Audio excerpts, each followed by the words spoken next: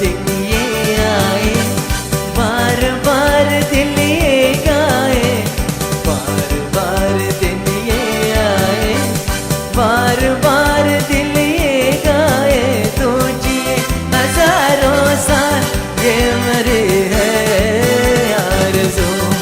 Happy birthday to you, happy birthday to you, happy birthday to my darling, happy birthday to you, happy birthday to you, happy.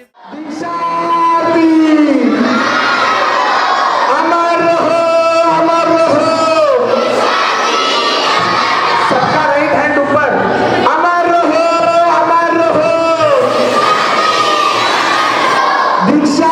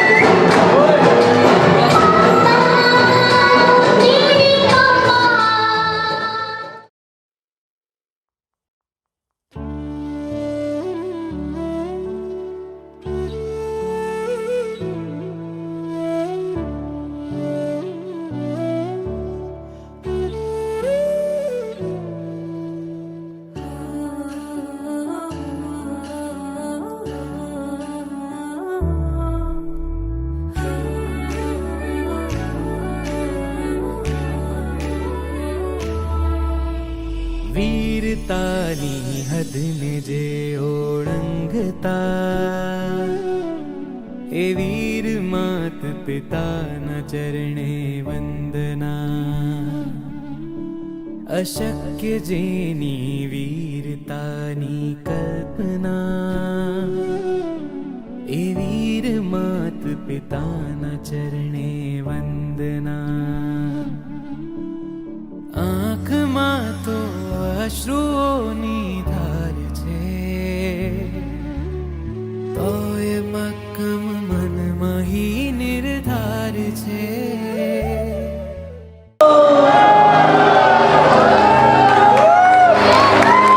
आनंद उत्सव भक्ति रम जग साथे लावो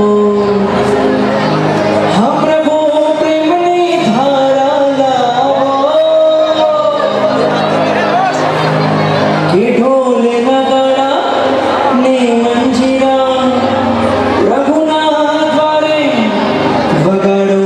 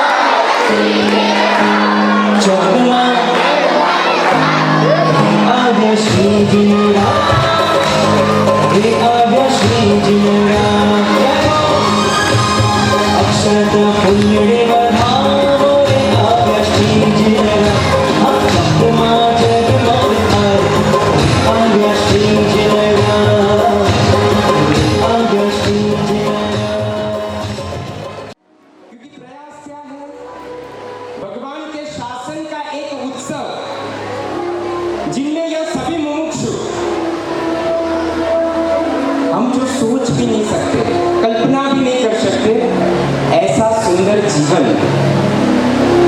जीवन का हर एक पल इतना सुंदर उनका होने वाला है। उन सभी को वंदन करते हुए बस एक ही बात बताऊंगा, धन्य धन्य तुझ आत्मने में, धन्य धन्य तुझने सुरवीर, धन्य धन्य तुझ जननी ने रे, धन्य धन्य हो प्रभु महावीर। संयम धर्म न लाग्यो रंग, वैराग्य निकर दो अंगे अंग, वंशे जोगिए धीर गंभीर, धन्य धन्य हो प्रभु महावीर। गुरु आज्ञा ने जिनसे हर पल तप स्वाध्याय, जिनसे हर पल गुरु कृपा अमृतनी की, धन्य धन्य हो प्रभु महावीर। मस्त कसापे मुंडाल शिवन तप ज्ञान करी, चौवशन सावज को चलाने चाल्योगी, धन्य धन्य हो प्रभु महावीर। क्रोध मान माया में लो, आदि छुट से पामी छो, जोगी फकीर आपसे बलबीर, धन्य धन्य हो प्रभु महावीर, धन्य धन्य हो प्रभु महावीर, धन्य धन्य हो प्रभु महावीर।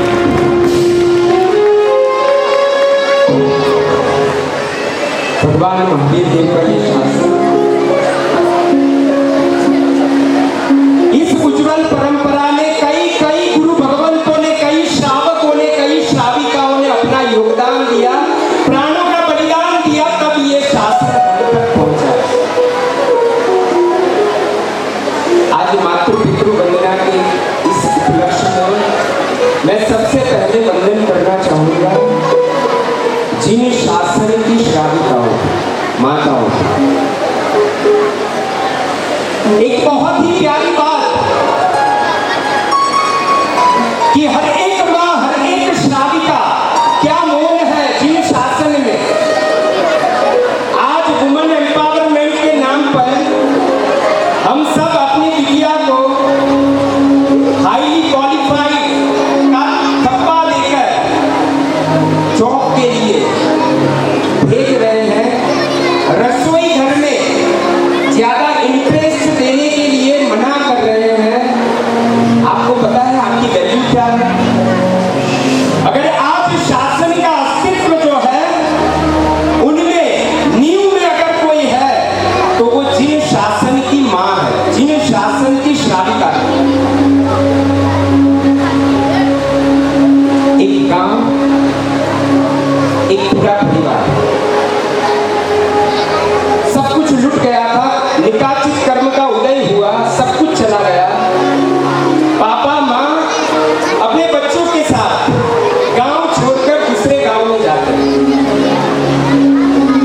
और वहां पर जैसे ही गांव में प्रवेश किया, सबसे पहले क्या मिलता है?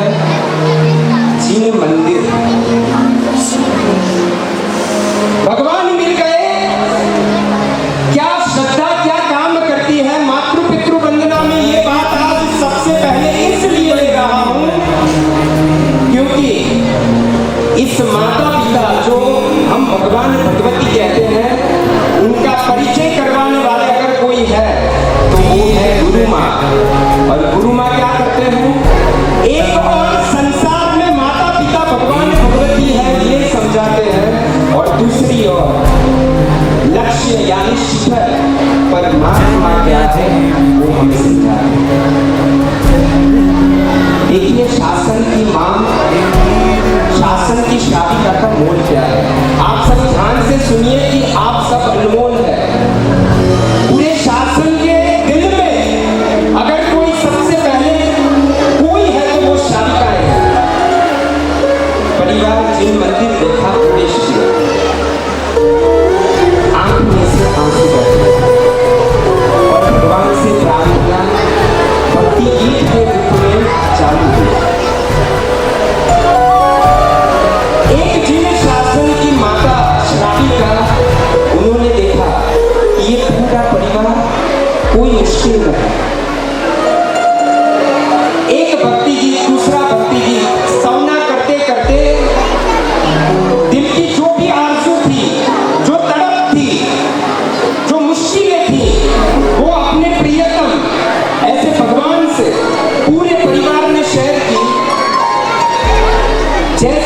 सौना खत्म हुई।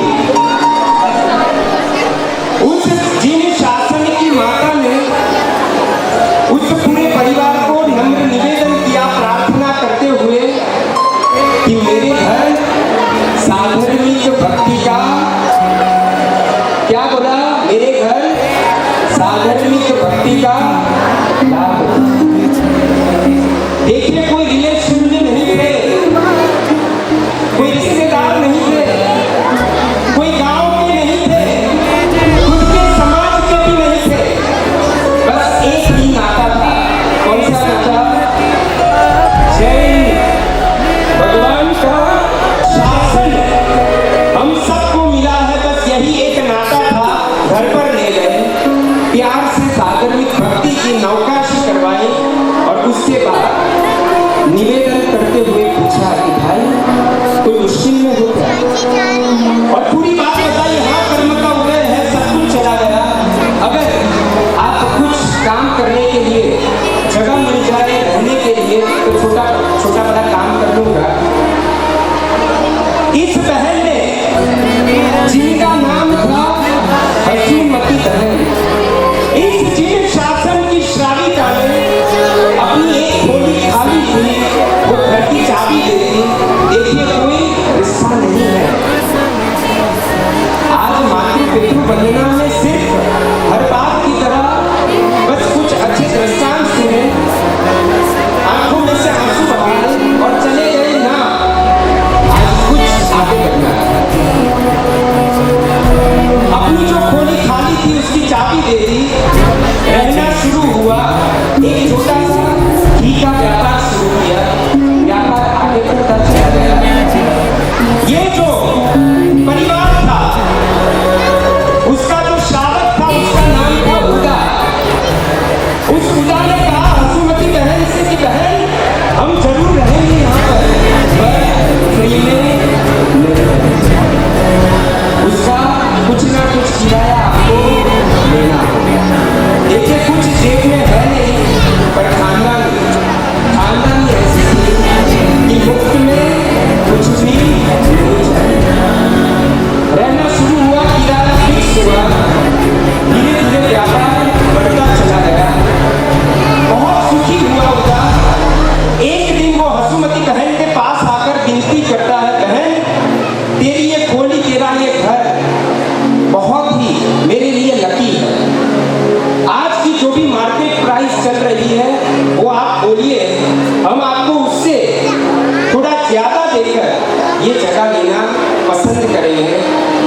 और तब हसूमती बहन ने जो कहा वो ध्यान से सुनिए कि जिन शासन क्या है। हसूमती बहन ने कहा, भाई, जिस दिन से इस घर में आपने रहना शुरू किया, तब से मन से मैंने मान लिया है ये घर किसका है, ये घर किसका है, आपका। उदा ने कहा, ना बहन ना, ये नहीं हो सकता। बहुत तकरार हुई, मीठी तकरार, प्यार भरी तकरार, और डिसाइड हुआ कि भाई ये पेमेंट करना होगा। पेमेंट हो गया, घर परचेज कर लिया। पुराना था घर, तोड़ दिया, और नीचे से क्या निकला, नीचे से क्या निकला, खजाना निकला। सच में बताओ, दावनगिरी के हमारे जैन श्रावक, पेमेंट हो चुका है, ये खजाना किसका? हाँ, उदा ने हसूमती बहन से पेमेंट कर दिया है, ये खजाना किसका भाई? हाँ, उदा का। ये हमारा व्यवहार है, पर शासन में ये व्यवहार नहीं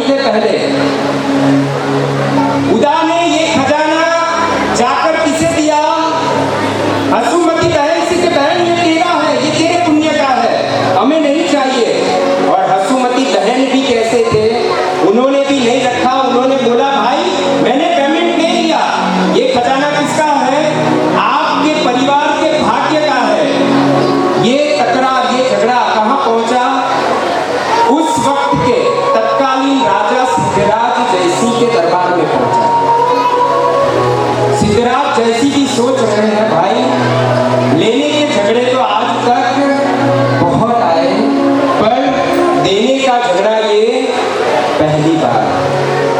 बहुत कुछ तकरारें चली, कोई लेने के लिए तैयार नहीं है, और अंत में डिसाइड हुआ कि ये जो खजाना है उसकी पूंजी से मेरे भगवान का जिन मंदिर बनेगा, ना वो खजाना उदा ने रखा, ना वो खजाना हसूमती बहन ने रखा।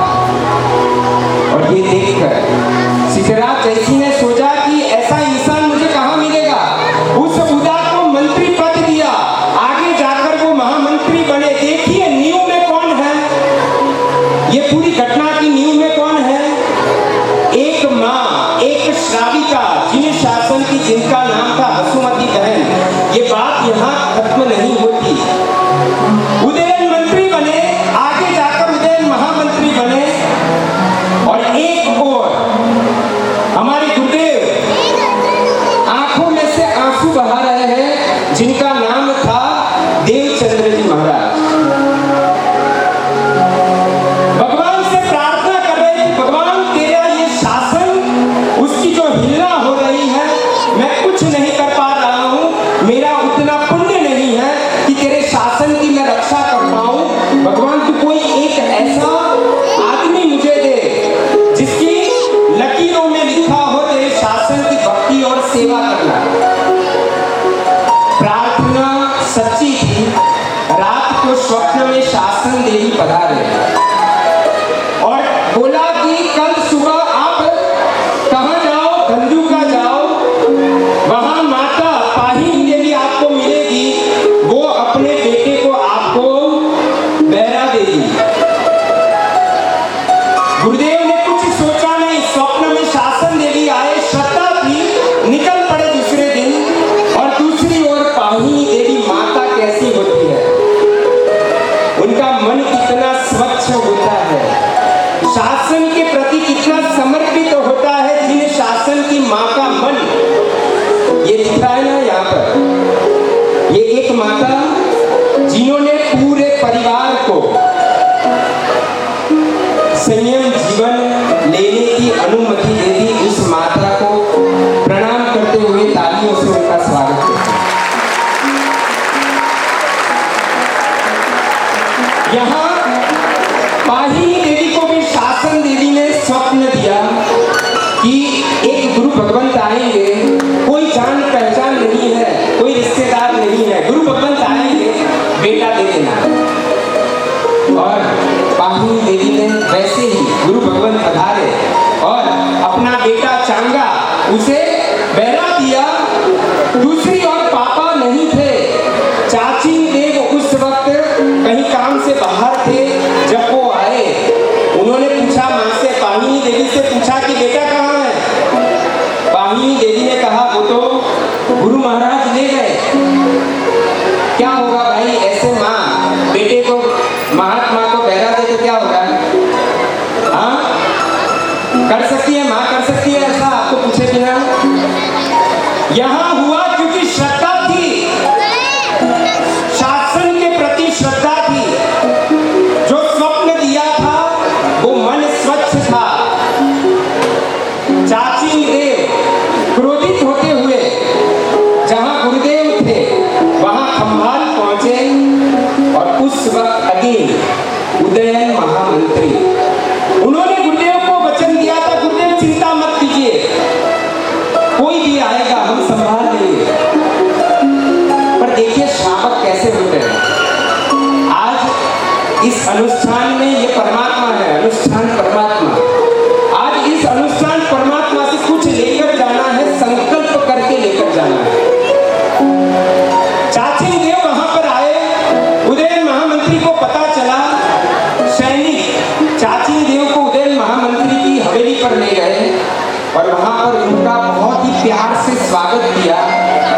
उन्हें बहुत अच्छे अच्छे पकवानों से भोजन कराया और विनती करते हुए, प्रार्थना करते हुए कहा कि आपकी लकीरों में कुछ ना कुछ ऐसा है कि आपके बेटे को गुरु महाराज ने, यानी शासन देवी ने स्वप्न दिया और आपके बेटे को महात्मा लेने आए।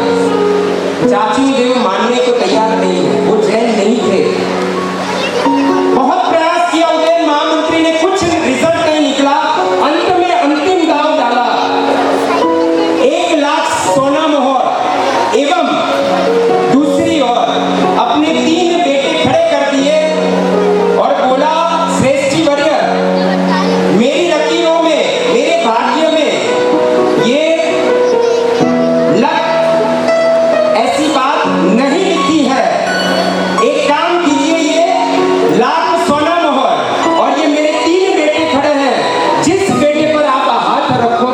से वो बेटा आपका। गुरु भगवंत ने मेरे 3 में से एक भी बेटे को नहीं मांगा, पर शासन देवी की आज्ञा से आपका बेटा चांगा वो जिन शासन का कोहिनूर होने वाला है, इस पूरे विश्व का कल्याण करने में निमित्त बनने वाला है, इसीलिए गुरु भगवंत ने आपके बेटे को चुना। और इस गांव में चाची देव बिगड़ गए कि अरे इनको तो ना कुछ लेना ना कुछ देना, और फिर भी इतनी आस्था इतनी श्रद्धा। गुरुदेव के पास गए, चांगा की दीक्षा होगी। ये चांगा यानी और कोई नहीं, आगे जाकर वो क्या बने, कलिकाल सर्वज्ञ हेमचंद्राचार्य जी, जिन्होंने कुमारपाल महाराजा के पास ऐसी हमारी प्रवर्तन करवाई कि आज भी पूरे भारत देश में अगर हिंसा, जीवों की हिंसा, पशुओं की हिंसा कम से कम हो रही है, ऐसे गुजरात में कुमारपाल महाराजा ने अमानी का प्रवर्तन करवाया। ये है जिन शासन, जिसकी एक मां ने, जिसकी एक श्राविका हसुमती बहन, एक माता पालिनी देवी, जिसकी वजह से जिन शासन को उदयन महामंत्री मिले, कलिकाल सर्वज्ञ हेमचंद्राचार्य जी मिले, एवं कुमारपाल महाराजा। ये है जिन शासन का इतिहास। पढ़ा है कभी ये इतिहास? कभी बच्चों को ये इतिहास सुनाया है? आज माता पिता का पूजन, मुझे ये बताओ, इनमें से कितनों को संकल्प है कि रात को सोने से पहले अगर मम्मी पापा का दिल दुखाया हो तो सॉरी कहे बिना ना सोना? कितने लोगों को संकल्प? हाथ अच्छे से बड़ा कीजिए आप, तो पता चले कि भाई है, कोई तो है दावनगिरी में। चलो छोटे बच्चे तो है, बड़ों में क्या प्रॉब्लम है भाई? हाँ, चलो दूसरा प्रश्न। युवाओं में मैं प्रश्न करता हूं कि 17, क्योंकि दावनगिरी का नाम गुजरात का बहुत गूंज रहा है कि भाई यहाँ के युवा भक्ति में बहुत आगे है। मुझे ये आप जानना है कि भक्ति है वो बाहर की भक्ति है कि अंदर की भक्ति? आज ये देखना है कितने युवा ऐसे हैं जो 17 साल की उम्र के बाद, आफ्टर 17, जिन्होंने अपनी माँ की गोद में सिर रख के वो सोए हो। नहीं, अच्छे से हाथ ऊपर करो, क्योंकि बाकी औरों को हाथ सुलाना है मुझे। चलो है 5-10 लोग हैं। अच्छा, मेरा प्रश्न है कि भाई बाकी सबको क्या मम्मी आपको मना करती है सोने के लिए? भाई सभी मम्मी मना करती हो आप? हाँ, 17 साल की उम्र के बाद क्या आप लोग अपने बच्चों को मना करते हो कि आपको हमारी गोद में नहीं सोना है, ऐसा बोलते हो आप? अच्छा, वो लोग सोए तो आपको अच्छा लगेगा? आज के इस अनुष्ठान का पहला संकल्प देखो, बिटिया को मुझे ज्यादातर पता है कि वो जरूर मम्मी की गोद में आती सोती होगी, पर युवाओं को 17 साल की उम्र के बड़े यानी सभी बच्चे और युवान, आपको कंपलसरी 5 मिनट के लिए भी मम्मी को अच्छा लगे, मम्मी को सुकून मिले, उसके लिए भी मम्मी की गोद में, दादी की गोद में आपको हर रोज सोना है। ऐसा संकल्प हम ले सकते हैं? अगर सबका हाथ ऊपर होगा तो ही मैं मानूंगा कि दावनगिरी की भक्ति सच्ची है, वरना मैं उसमें कुछ ना कुछ गड़बड़ है ऐसा मानूंगा। बोलो भाई, संकल्प करते हो? हाथ ऊपर करो, मुझे दिखाई नहीं दे रहा है। सभी युवाओं का हाथ मुझे ऊपर चाहिए। आपको 5 मिनट के लिए भी अपनी मम्मी और दादी की गोदी में सोना है और उनको पूछना है कि आपको मेरे स्वभाव में, मेरे नेचर में मेरे स्वभाव में कुछ चेंज करने जैसा लगता है? भाई आपको ऐसा अपना बेटा पूछे तो आपको अच्छा लगेगा? अगर आप अच्छे से जवाब नहीं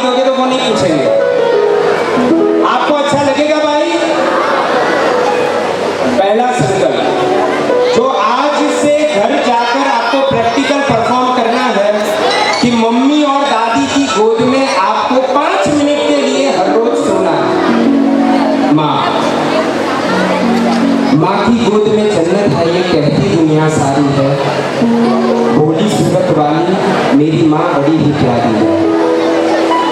रात भर तू जगी मेरी गंद को तूने साफ किया। गलती हो या गुनाह अम्मा हर बार तूने माफ किया। ममता प्रेम और माफी की मूरत बड़ी ही न्यारी है। भोली सूरत वाली मेरी माँ बड़ी ही, भोली सूरत वाली मेरी माँ बड़ी ही। मेरी हर पीड़ा में मैया ईश्वर से तू लड़ गई। मेरी हर पीड़ा में मैया ईश्वर से तू लड़ गई। मेरी नजर में मैया ईश्वर से आगे बढ़ गई। इस धरती पर जैसे निकली ईश्वर की सवारी है। भोली सूरत वाली मेरी माँ बड़ी ही प्यारी है। मेरे आंसू तेरी आंखों से बहते हुए देखे हैं मैंने। मेरे आंसू तेरी आंखों से बहते हुए देखे हैं मैंने। बंद होठों को कई बातें कहते हुए देखे हैं मैंने। सब कुछ किया है कुर्बान हम पर, अब हमारी बारी है। भोली सूरत वाली मेरी माँ बड़ी ही प्यारी है। माँ की गोद में जन्नत है ये कहती दुनिया सारी है। भोली सूरत वाली मेरी माँ बड़ी ही प्यारी है। गाती थी तू लोरिया कलने में झूला कर। गाती थी तू लोरिया कलने में झूला कर।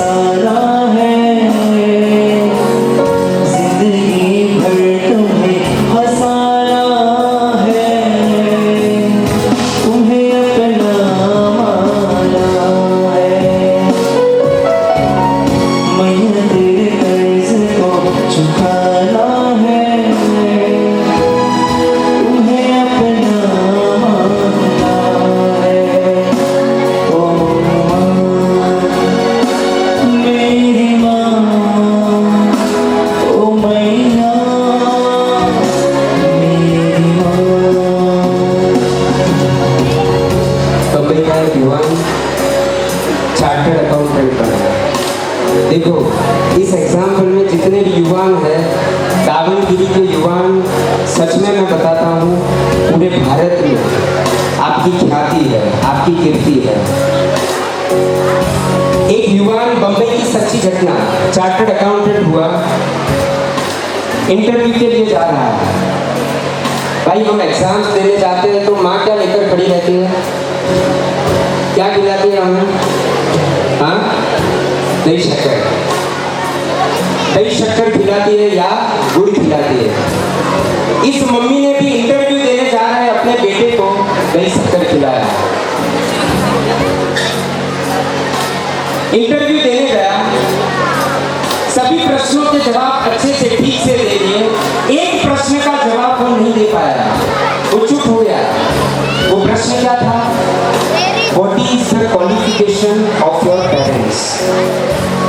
तुम्हारे मम्मी पापा का क्वालिफिकेशन क्या है?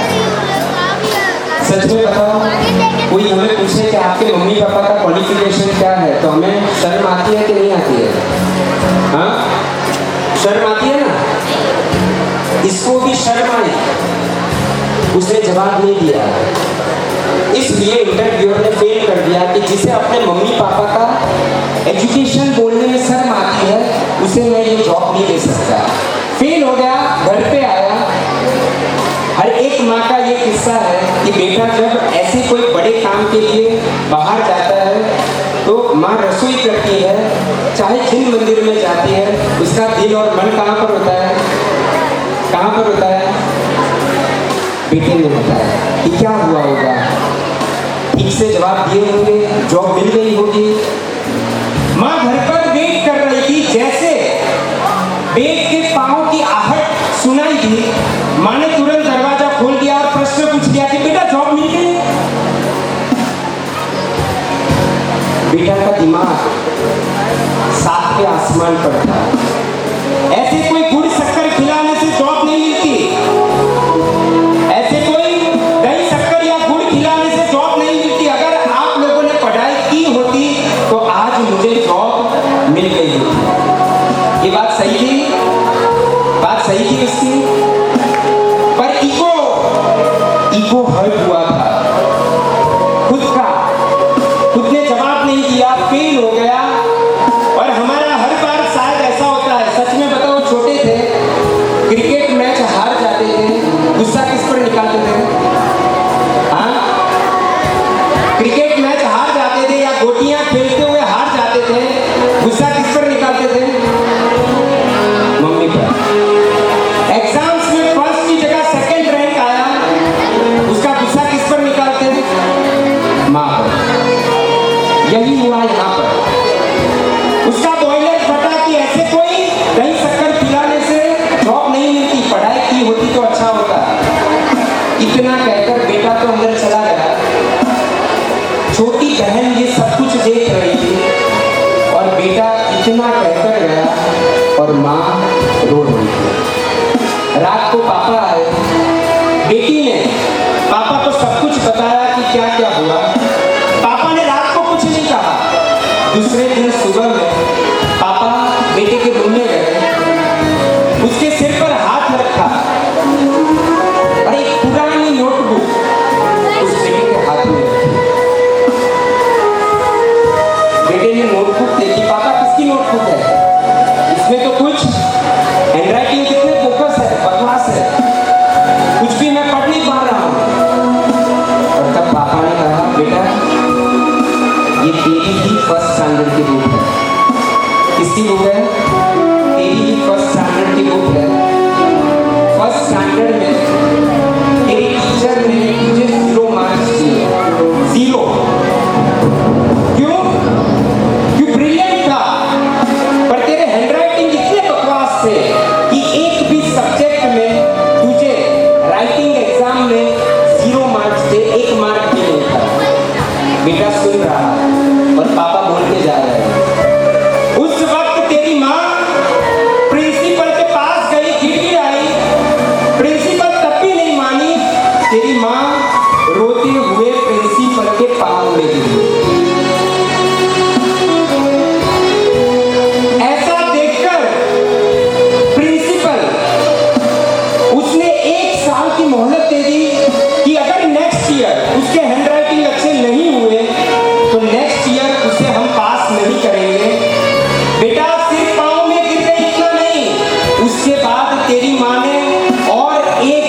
अभियान शुरू किया।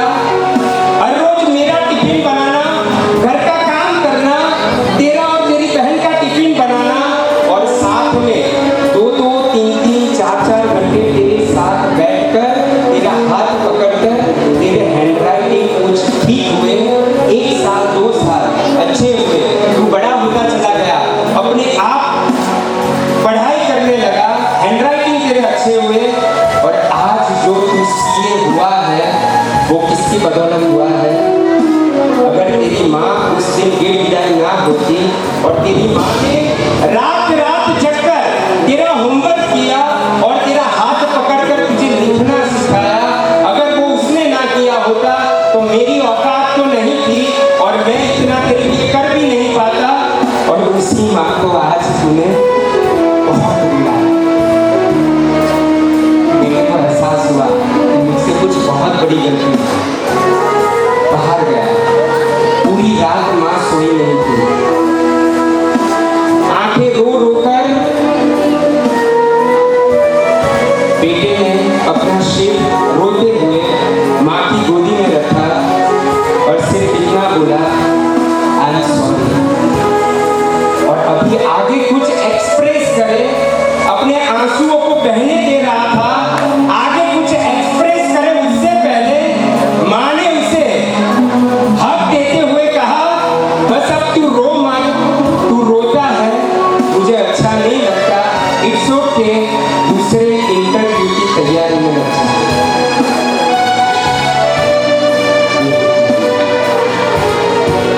मुझे बताओ, हम में से कितने ऐसे हैं जो मम्मी के सामने नहीं बोलते? है कोई? बच्चे हैं, बड़े होने के बाद शायद हमें लगता है ना कि मम्मी अनपढ़ है, आज की टेक्नोलॉजी की उसे कोई पहचान नहीं है, हमारी बीवी के साथ ज्यादा एडजस्ट नहीं हो पा रही है। बात सही है, मैं भी यंगस्टर हूँ, पर वो भी बात उतनी ही सही है। वो ऐसी इसलिए है क्योंकि उसने खुद के लिए एक दिन भी जीवन में नहीं निकाला, सब कुछ परिवार के लिए और हमारे लिए निकाला है, इसलिए हमारी माँ ऐसी है। वो भी मॉडर्न बन सकती थी, वो भी मॉडर्न बन सकती थी, पर उसने हमारे संस्कार और संस्कृति को बचाने के लिए वो कभी भी घर से बाहर नहीं गई। हमारी संस्कृति को, हमारे परिवार को, हमारे कुटुंब को कभी भी आंच न आए, उसके लिए उसने जो परिवार ने कहा, जो अपने श्रावक ने कहा, हस्बैंड ने कहा, बस उसे फॉलो करती गई। उसे ये दुनिया क्या है वो पता ही नहीं चला। और हम उसे जब कुछ सुनाना होता है तब सच में बताओ, क्या हमें ध्यान होता है कि हमने माँ को क्या क्या सुना दिया? मैं आज की जितनी भी बहू है, बेटियां हैं, मैं प्रार्थना करूंगा, मैं समझ सकता हूं कि आज की जितनी भी सास है, कहीं ना कहीं वो अनपढ़ है, कहीं ना कहीं उन्हें इस जमाने की कोई भी नॉलेज नहीं है, पर आपके पास तो नॉलेज है ना। प्यार से समझा समझा कर एक दिन ऐसा आएगा कि वो आपको अपनी बेटी मानेगी। तो भले ही उन्होंने आपको अपनी गोदी में ना सुलाया हो, आज जब ये परिवार आपको अपील करे, तब आप सामने से अपनी सास की गोदी में सिर रखकर आज तक जो भी हुआ उसके लिए क्षमा मांगिएगा, और आज के बाद बस इतना बोलिएगा कि मम्मी जी, आज से आप मुझे अपनी बहू मत समझिए, आज से आप मुझे अपनी बेटी समझिए। अगर इतना काम अगर आज हमने कर लिया तो आज हमारी ये जो मातृ पितृ वंदना है ये कैसी हो जाएगी? कैसी हो जाएगी? सफल हो जाएगी। मैया तेरे कर्ज को चुकाना है, तुझको खुदा माना है। इस भाव को रखते हुए बस यही काम करना है। मैं कहना चाहूंगा, है कोई बहू जो अभी खड़ी होकर अपनी सास की गोद में सिर रखकर उसे क्षमा करना चाहेगी? है कोई बहू? नहीं, मैं दिल से पूछ रहा हूं। देखिए, ये शर्माने वाली बात नहीं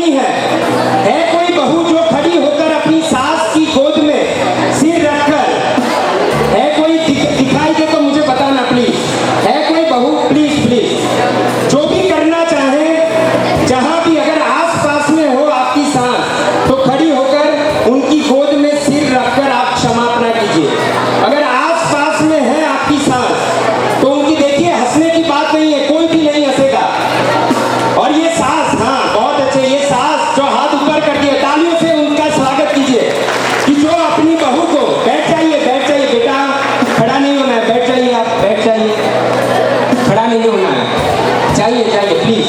अरे कोई बात नहीं, आप जाइए, अरे आप जाइए, आप जा सकती हो। नहीं, ये इस दृश्य को एक बात समझ लीजिए, यहाँ मुझे कोई अच्छी अच्छी बातें सिर्फ नहीं करनी है, मुझे सब कुछ यहाँ पर प्रैक्टिकल चाहिए। जो भी आसपास में है और दिल से आपको क्षमापना करनी है। एक बात सुन लीजिए, आपको दिल से क्षमापना करनी है। मैं यहाँ विनती करूँगा, आपको भी आपकी सासू माँ ने परवानगी दी है, तो संयम लेने जाने से पहले जो भी कोई गलती हुई हो, देखिए ये दृश्य, देखिए ये दृश्य चाहिए और ये दृश्य अमर हो जाना चाहिए। अभी भी अगर कोई बहू है जो अपने सास के पास जाकर दिल से अगर कोई मन मोटाव है, कोई कड़वाहट है, तो क्षमापना अगर कोई भी करना चाहे तो अभी भी आप कर सकते हैं। देखिए यहाँ पर भी स्टेज पर, बेटा आप बैठ जाइए, भैया कोई एक आदमी खड़ा रहिए, बच्चों को आगे आपने रख दिया है, वो लोग डिस्टर्ब करते हैं प्लीज। हाँ, उनको समझ नहीं है, उनको बिठा दीजिए कोई एक कार्य कर। और ये जो दृश्य है, इस दृश्य को महसूस करवाना है। देखो अभी भी आगे बढ़ना है, यहाँ ये बात खत्म नहीं होती, अभी ये शुरुआत है। अभी भी जिनके दिमाग में कड़वाहट है, जो भी मनमुटाव है, वो आज यहाँ दावणगिरी में एक इतिहास बनना चाहिए। और मैं देख रहा हूँ कई बहू की आंखों में आंसू देख रहा हूँ, कई सास की माँ की आंखों में आंसू देख रहा हूँ। ये दृश्य आज यहाँ पर इतिहास बनाएगा और इनका संयम जीवन, ये आशीर्वाद होगा इनके संयम जीवन को। यहाँ पर भी एक बहू है जो अपनी सास की गोदी में सिर रख के उनसे क्षमापना भी करेगी और उनका आशीर्वाद भी लेगी। इस दृश्य को आज अभी हमें देखना है, मैया तेरे कर्ज को निभाना है। हाँ, मेरी हर जिद को तू स्नेह से निभाती थी, भूल मेरी भूल कर बरसाती रही प्यार, भूल मेरी भूल कर बरसाती रही प्यार।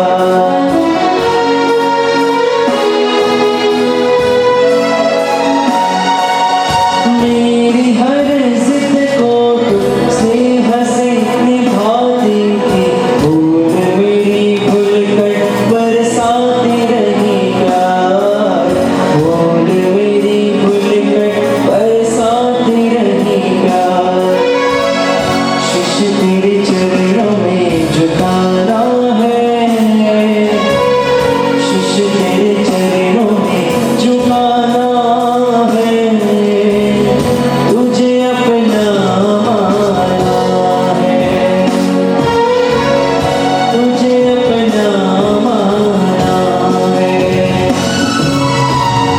मैया तेरे कर्ज को चुकाना है, मैया तेरे कर्ज को चुकाना है, तुम्हें अपना माना है, तुम्हें अपना माना है। ओ माँ, मेरी माँ,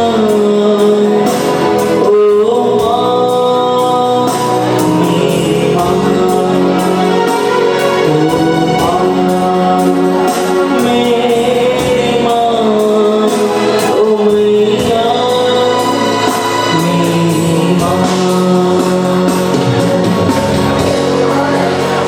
देखिए इस माँ को सच में इस पूरे परिवार को आशीर्वाद देने हैं, तो अंत में जब निवेदन करे तो एक भी बहू बाकी ना रहे, अपनी सास की गोदी में सिर रखे। एक बार अहंकार को दूर करके जो भी गलती है माँ बनाकर एक बार रखकर तो देखिए, उसके बाद माँ भी, सास भी पिघल जाएगी और जितनी भी कड़वाहटें होगी वो दूर हो जाएगी और तिजोरी की चाबी भी आपको वो हमें नहीं चाहिए।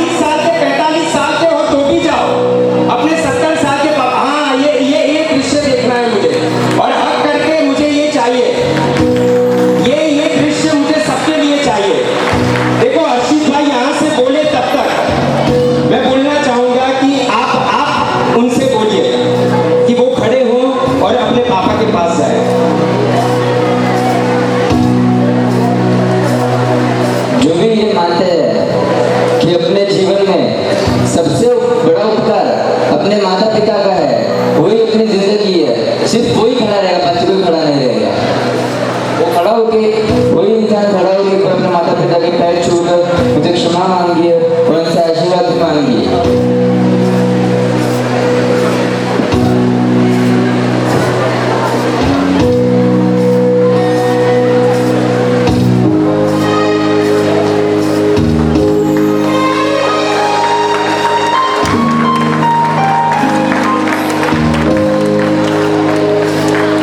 नहीं देखो, ये दृश्य मुझे सबके लिए चाहिए। हाँ बस, हर कोई खड़ा हो, एक भी बाकी ना रहे। देखिए सब हो रहे हैं, आपको चिंता करने की जरूरत नहीं। आपके पापा के पास जाओ, जिसके जिसके बेटे हैं यहाँ पर। अरे वाह, बहुत अच्छे, बहुत अच्छे। बस ये चाहिए, ये चाहिए। पाँव छूकर आई एम सॉरी पापा और हक करके आई लव यू पापा, ये चाहिए मुझे। बस देखिए, ये दृश्य मुझे हर किसी के साथ चाहिए। ये दृश्य आप खड़े रहिए। हाँ, जो खड़े हुए हैं वो आप खड़े रहिए, और जो नहीं हो पा रहे हैं प्लीज, अगर आपके पापा, किसी के पापा नहीं है यहाँ पर, आप किसी के पापा नहीं है यहाँ पर। हाँ देखिए, यहाँ पर सबकी आंखों में आंसू है, पर मैं कहना चाहूंगा कि जिसके पापा आपके आसपास में है, आप जाइए, उनसे सॉरी कहिए, उनसे हक करके थैंक यू बोलिए कि पापा I love you so much. आज ये काम करना है। ये कोई छोटी बात नहीं है, ये कोई भी छोटी बात नहीं है। अगर मातृ पितृ बनना रियल करनी है तो अभी भी कोई भी बहू अपनी सास के पास जाना चाहे, अगर इतना सुनने के बाद अगर आपका दिल जो पत्थर का था अगर वो मोम हुआ हो, तो अपनी सास के पास या माँ के पास, जो बेटी है वो माँ के पास भी जा सकती है। अगर आसपास में माँ है या बहू है, वो सास के पास भी जा सकती है। पर आज मुझे एक ही काम करना है, प्रैक्टिकल। मुझे प्रैक्टिकल चाहिए, सिर्फ अच्छे अच्छे शब्द यहाँ से नहीं बोलने हैं। हर्षित भाई के साथ इस दृश्य को देखना है।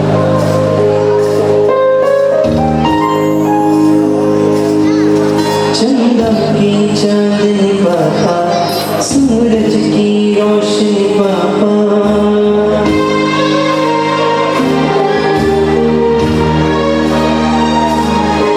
चंदा की चांदनी पापा, सूरज की रोशनी पापा, धरती का धीरज पापा, अम्बर से ऊंचे पापा।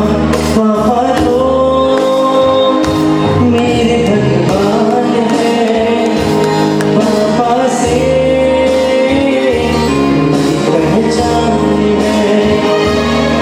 पापा तो मेरे भगवान है, पापा से मेरी पहचान है।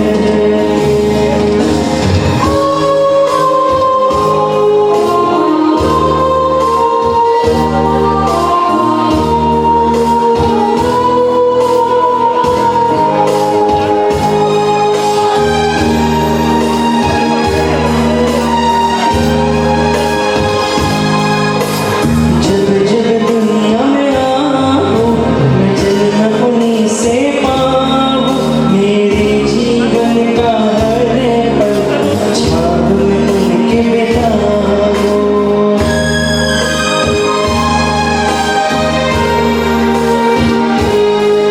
जब जब दुनिया में आऊं, मैं जन्म उन्हीं से पाऊं। मेरे जीवन का हर पल छाव में उनके बिताऊं। नदियों का पानी पापा, झरनों की खलखल पापा, फूलों की खुशबू पापा, जीवन की सरगम पापा। पापा तो मेरे भगवान है, पापा से मेरी पहचान है। पापा तो मेरे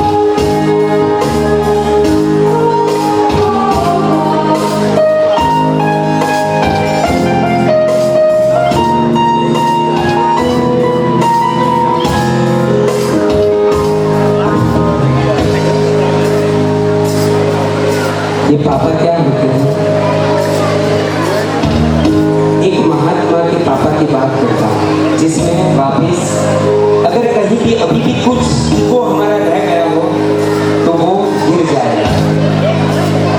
एक पापा मम्मी, दो बेटे और बेटियां गांव में रहते थे।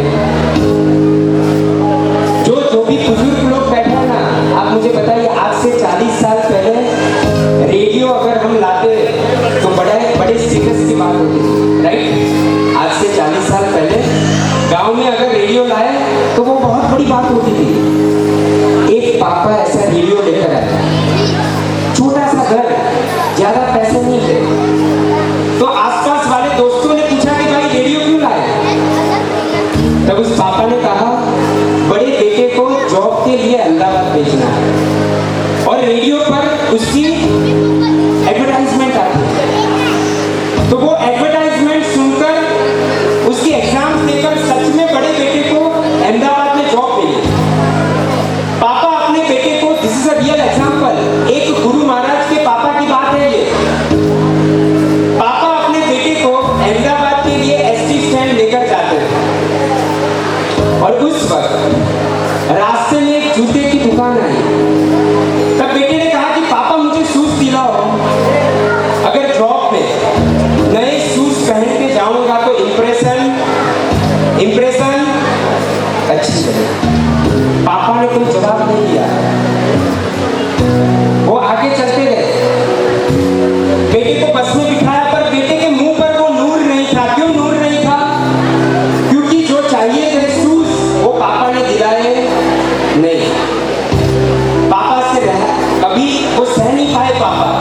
उन्होंने ड्राइवर से कहा भी 5 मिनट है, दौड़ कर गए, जो शूज बेटे ने दिखाए थे वो लेकर आए। बेटे के मुंह पर मुस्कान आई, वो अहमदाबाद गया, खत लिखना शुरू हुआ। बेटे ने पूछा कि पापा मैं जब आऊँ तो आपके लिए क्या लेकर आऊँ फर्स्ट सैलरी में से? पापा ने कहा, बेटा कभी भी गांव का कपड़ा, मैंने शहर का कपड़ा नहीं पहना, कुछ लेकर आना। बेटे ने कहा ओके पापा। सैलरी आई, बेटा गांव आया, माँ के लिए, भाई बहन के लिए, पापा के लिए सब कुछ लाया, पर पापा ने जो डिमांड की थी वो कपड़ा लाना भूल गया। पापा ने बोला इट्स ओके, दूसरी बार जब आए तो लेकर आना। अभी आप देखिए कि मम्मी पापा की सेवा आज ही क्यों करनी है, मम्मी पापा की हर बात आज ही क्यों माननी है? क्योंकि जैसे वो बेटा अहमदाबाद गया, थोड़े ही दिनों में खबर आई कि पापा को अटैक हुआ है, गांव आ जा। और जब वो गांव पहुंचा, पापा इस दुनिया में नहीं थे। बेटा बहुत रोया।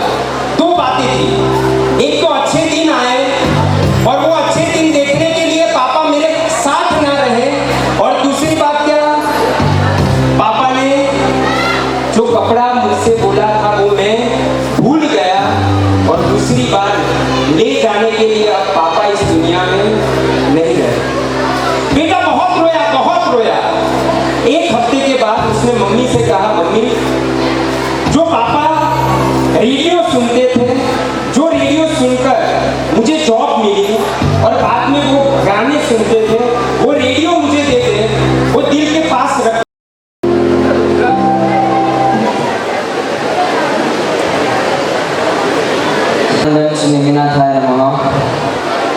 दानगिरी के राजा सिद्धपासना दादा के चरणों में कोटि कोटि वंदन। परम पूज्य गच्चाधिपति हेम प्रभु माता चरणों में कोटि कोटि वंदन। परम पूज्य वर्तमान गच्चाधिपति आचार्य देव श्रीमद विजय उदय प्रभु श्री महाराजानो जय हो।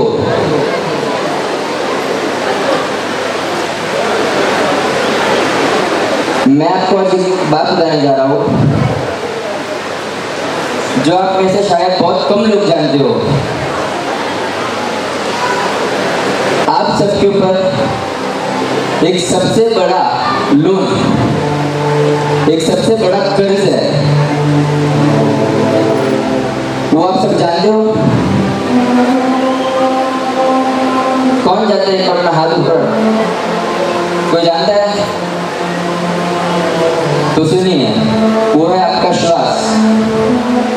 वो श्वास जिसने आपको आपके माता पिता ने दिया। क्या कभी आपने रोज उठ के हफ्ते में एक बार भी स्मरण किया करो श्वास दाता माता पिता को।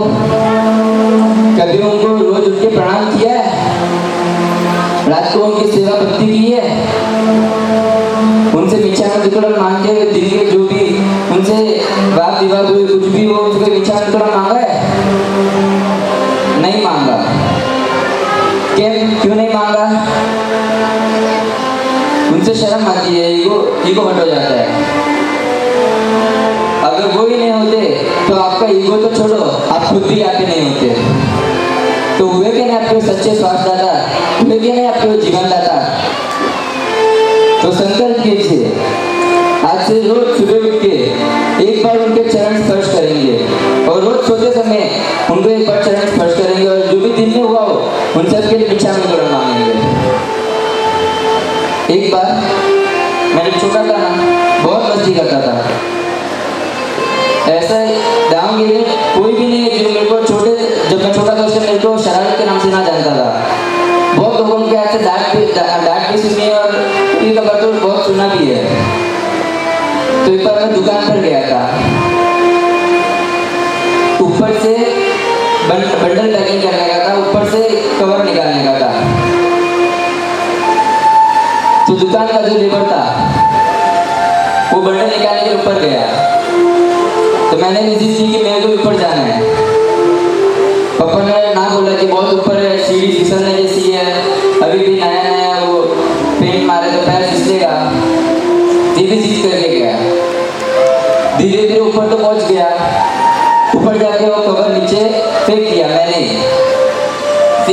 फिर जो दुकान का जो स्टाफ था वो नीचे उतर रहा था। उसने पापा ने बोला कि मत उधर, संभाल के उसको हाथ पकड़ के उतरना। नहीं, मैंने जिद की, उसको पीछे धक्का मारा और मैं खुद आगे धीरे धीरे नीचे उतरने लगा।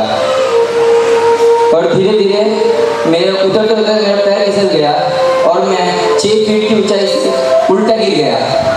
जो मेरा लेफ्ट हैंड था ना वो हाथ के पीछे आ गया और मैं उल्टा गिर गया। खाली 1 mm 2 mm जितना बाकी था, अगर वो भी कट हो जाता तो मेरे जो हड्डी है ना वो पूरी डिस्पैच हो जाती और ना ही वो लाइफ लॉन्ग कभी जुड़ती। खाली 1 mm और 2 mm जितना गैप बाकी था। डॉक्टर ने खुला बोल दिया था, थोड़ा भी हाथ ऊपर नीचे किया तो समझ आती हाथ गया। उस दिन मैंने अगर पापा की बात मानी होती तो मेरा हाथ में फ्रैक्चर नहीं आता। जिन शासन में 3 प्रकार की माता बोली हुई है। एक माता, एक शासन माता और एक रत्नवृक्षी माता। माता वो जो अपने बालक को 9 महीने तक दर्द सहन करके उसको जन्म देती है, उसकी काळजी रखती है, उसका ध्यान रखती है, वो हो गई साधारण माता। दूसरे नंबर पे शासन माता, जो उसके अंदर संस्कारों का आरोपण करती है। और तीसरी माता रत्नवृक्षी माता, जो अपने इतने 9 महीने तक पेट के दर्द को सहन करके एक जीव को बाहर निकाला, उसको चारित्र धर्म अपनाने की अनुमति दी, वो है रत्नवृक्षी माता। और जो शासन माता होती है ना, उनके उपकार बहुत ज्यादा रहते हैं। और जो रत्नवृक्षी माता रहती है ना, उनके उपकार तो जितने आप शुक्र अदा नहीं कर सकते। आप सबकी माता किनमें आती है? माता, शासन माता या रत्नवृक्षी माता? मेरी माता इन सब में से किसमें भी नहीं आती। नथिंग, एक में भी मेरी माता का समावेश नहीं होता, क्योंकि उनका पद जो है वो रत्नवृक्षी माता से भी ऊपर का है। क्यों पता है? जब मैंने मुहूर्त के लिए घर पे फोन किया था ना, तो नॉर्मल कैजुअल बात चल रही थी, कैसा है, तबीयत ठीक है। उस दिन ही रिसर्च में पोषण पा रहा था और फोन पे बात करते करते मैंने बोला कि मेरे को भी छोटे भाई इनका मुहूर्त पहले निकलने वाला था 2 जुलाई को, पर उनका किसी कारण से डिले हो गया। तो मैंने भी उनसे कहा कि मेरा भी मुहूर्त इस चीज को लेना है। तो अब खाली एक बार सोचो कि उस माता ने क्या जवाब दिया होगा। तो जवाब है सके थे। उन्होंने ये नहीं कहा कि तेरे से होगा या नहीं। उन्होंने ये नहीं कहा कि तू कितने कष्ट है कि कैसे सहन करेगा। उन्होंने इतने पूछा तो गुरु आना में रह पाएगा, गुरु का पूरा समर्पण कर पाएगा, निर्दोष जीवन जी पाएगा। क्या आप किसी माता ने आपको कभी ऐसा बोला है कि तू मंदिर जा पाएगा? ये बोला है नहीं। मेरी माता ने बोला है कि तू गुरु समर्पण कर पाएगा, तू भले एक बार आराधना नहीं करे चलेगा, तब नहीं करेगा चलेगा, गुरु समर्पण पहले करना चाहिए। खाली 2 शब्द पूछा कि तेरे से समर्पण होगा, पूरा समर्पण है तेरे को? रोते रोते एक ही शब्द समर्पण छे तारू। तो मैंने पूछा, मैंने बोला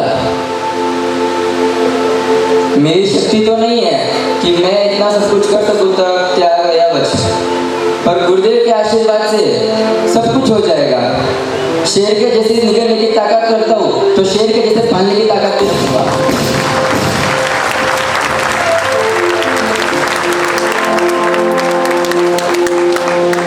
साकिब मैंने आप सबको बोला कि आपके माता पिता को उठ के एक बार क्षमा अपना पूछिए, और पिताजी से पूछा कि आप सब लोग एक बार अपने बेटे के ऊपर हाथ रखकर आशीर्वाद दीजिए। कितने लोग उठे ऐसे? 1, 5, 7, 10, इतने लोग ना। क्यों नहीं उठ पा रहे आप लोग? आप उठ के अगर क्षमा अपना मांगे तो ना बोलेंगे आपसे,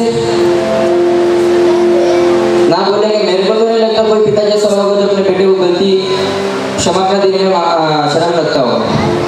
तो क्यों नहीं उठे? खाली उठ के पर क्षमा नहीं तो करनी थी ना। तो संकल्प कीजिए आज से कि रोज रात को सोते वक्त चरण स्पर्श करके पूरे दिन में जो कुछ भी उनसे आशा की हो, उनकी अवहेलना की हो, तो उनसे इच्छा में बना मांगे।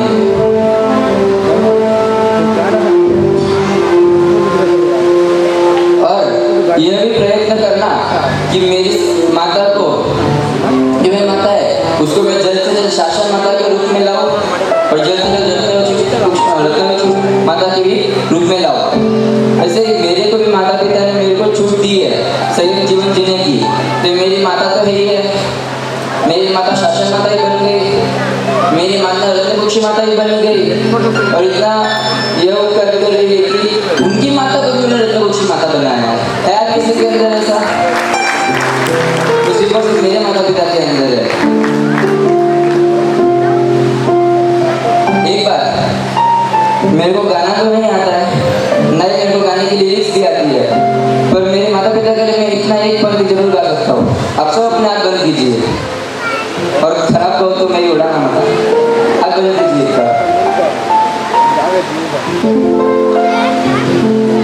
तारा कुड़म पिता मन जन्म मळ्यो,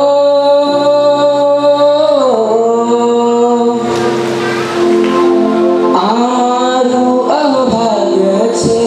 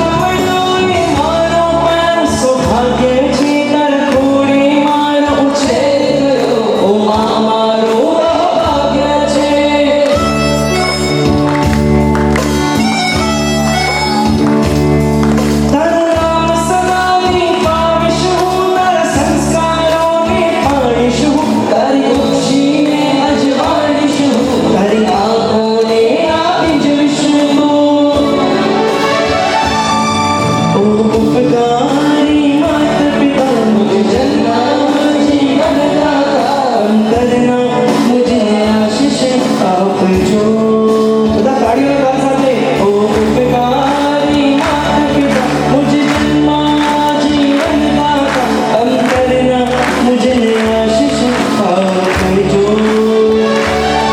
प्रभु आज्ञामय संयम हो, गुरु आज्ञामय जीवन हो, अंतरना मुझे आशीष आप जो मर कर बाजे हमें केसरी। दोनों बेटों के साथ जो निकल रहे हैं, ऐसी माँ, उनके दिल के उद्गार क्या है? आपको पता है कि हमारे दिमाग में ऐसा रहता है कि भाई ये दीक्षा लेने वाले भी कहीं ना कहीं पागल होते हैं और देने वाले भी कहीं ना कहीं पागल होते हैं। एक बार सही में ऐसा हुआ, बम्बई की एक माँ एक बेटे को दीक्षा दे दी, रियल इंसिडेंट, और दूसरे बेटे की मौत एक्सीडेंट में हो गई। मुझे बताओ कि जब हम मिलने जाते हैं ऐसे वक्त पर तो दिलासा देते हैं या ताना देते हैं? क्या करते हैं हम? हाँ, दिलासा देते हैं या ताना देते हैं कि अगर उस बेटे को दीक्षा ना दी होती तो आज तुम्हारे बुढ़ापे की लाठी बन पाता। ऐसे ही हमारे जैसे एक बहन ने बोला उस माँ से कि अगर दूसरे बेटे को दीक्षा ना दी होती तो आज वो तुम्हारे पास होता, अभी रोने से कोई फायदा नहीं है। और तब आंसू पोंछते हुए उस माँ ने कहा, मैं रो इसलिए नहीं रही हूँ कि ये बेटा एक्सीडेंट में मुझे छोड़कर चला गया, मैं रो इसलिए रही हूँ कि अगर इसे भी दीक्षा दी होती और अगर उसका मृत्यु ऐसे ही होना था तो कम से कम भगवान के वेश में तो वो यहाँ से जाता है।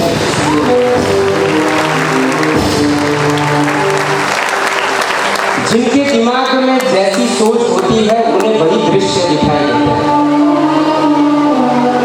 जिनके दिमाग में भगवान और भगवान का शासन होता है उन्हें वही दिखाई देता है। हम लोगों को ऐसे लोग पागल ही दिखेंगे क्योंकि पागल हम हैं। ऐसी ही एक माँ भावना बहन, उनको ऐसी कैसी भावना हुई और वह अपने माँ बाप के लिए और सास ससुर के लिए उनके दिल में क्या है। एक ऐसी सास जो खुद को छोड़कर पूरे परिवार को, अपने श्रावक को इस उम्र में संयम के लिए परवानगी दे दी, तो वो माँ कैसी है, वो इस माँ से हम सुनने का प्रयास करें। अधिपति आदिनाथ प्रभुना चरणમાં कोटि कोटि वंदन। गिरनार मंडल नेमिनाथ प्रभुना चरणમાં कोटि कोटि वंदन।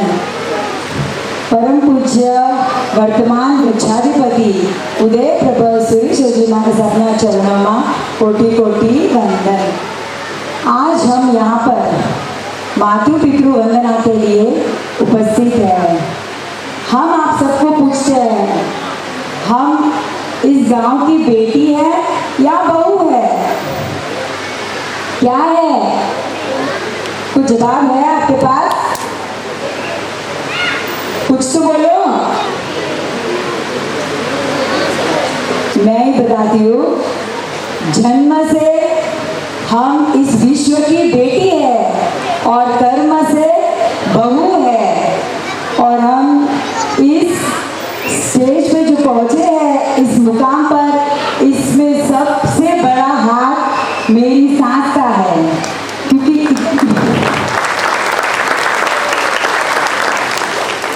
क्योंकि हमारी लाइफ पहले एकदम अलग थी, पापमय थी, बट इनकी आराधना, इनकी गुरु भक्ति, उन्होंने ही मुझे गुरु और प्रभु से दोनों से प्यार करने के लिए सिखाया है। आराधना तो करना बहुत लोग जानते हैं, बहुत बहुएं भी यहाँ पर चाहती है कि मैं भी आराधना में आगे बढ़ूं, बट उसके लिए सहयोग अपनी सास का होना बहुत जरूरी है, जो हमें मिला है। पता नहीं किस भाव का पुण्य और देव गुरु की इतनी अपार कृपा है ना कि हम आपको बता नहीं सकते। उल्टा मुझे ऐसे लगता है कि पता नहीं मैं किसी को इतनी अनुभूति दे पाऊंगी आराधना करने के लिए। इससे ज्यादा 10 गुनी अनुभूति वो मुझे हमेशा देते थे। किसी चीज के लिए ना नहीं उनका, बस यही चाहती हूँ कि आज जो वो मुझे जिस मार्ग पर भेज रहे हैं, बस 100% वो चारित्र जीवन बहुत बहुत ऊंचा पालू, ये मुझे आशीर्वाद उनसे चाहिए।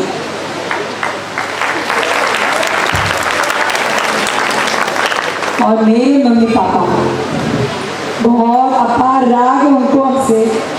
जब सिर्फ उन्हें पता चला है कि हम आराधना में आगे बढ़ रहे हैं तब तक ठीक है, बट जब उन्हें पता चला कि हमारी दीक्षा की भावना हो रही है, बस उनकी आंखें सिर्फ आंसुओं में भरी है, शब्द भी वो बोल नहीं पाते। कभी कभार तो हमारे थोड़ी नोकझोंक भी होती है, पर हमने हार मानी, उनको थोड़ा रुलाया भी है मेरे पापा को, बहुत महीने तक बातें भी नहीं की है। बस मैं यही चाहती हूँ कि उन्हें मेरी आराधना से हक ना हो कि बातें करेंगे तो वो और दुखी होते हैं। इसके लिए मैं खास पापा को मिच्छामि दुक्कडम बोलती हूँ कि मेरी गलतियों को माफ करना, और मेरे मामा से भी प्लीज मम्मा सॉरी। बस इतना राग होने के बावजूद भी वो मेरी खुशी के लिए मुझे छोड़ रहे हैं। मेरे भाई, उन्होंने तो पहले ही बोल दिया था मुहूर्त लेना है तो हमारे आने के पहले ले ले, हम लोग ये सब देख नहीं पाएंगे। बट मेरी जिद थी, मुझे मुहूर्त और दीक्षा सुभाषनाथ दादा के दरबार में ही चाहिए और मेरे मम्मी पापा के साथ ही चाहिए। बस अभी यही चाहती हूँ कि इतना संत का आशीर्वाद मेरी सास ससुर मम्मी पापा सब ने इतना अगर मेरा जीवन अनुकूल बनाया है तो मैं चारित्र जीवन में बहुत बहुत आगे बढ़ूँ। प्रभु भी मुझे 100% मिले, गुरु भी 100% मिले, माता पिता भी 100% मिले कि राम हर चीज होते हुए मुझे चारित्र जीवन के लिए अनुमति दी। अगर कुछ भी कहा तो जिन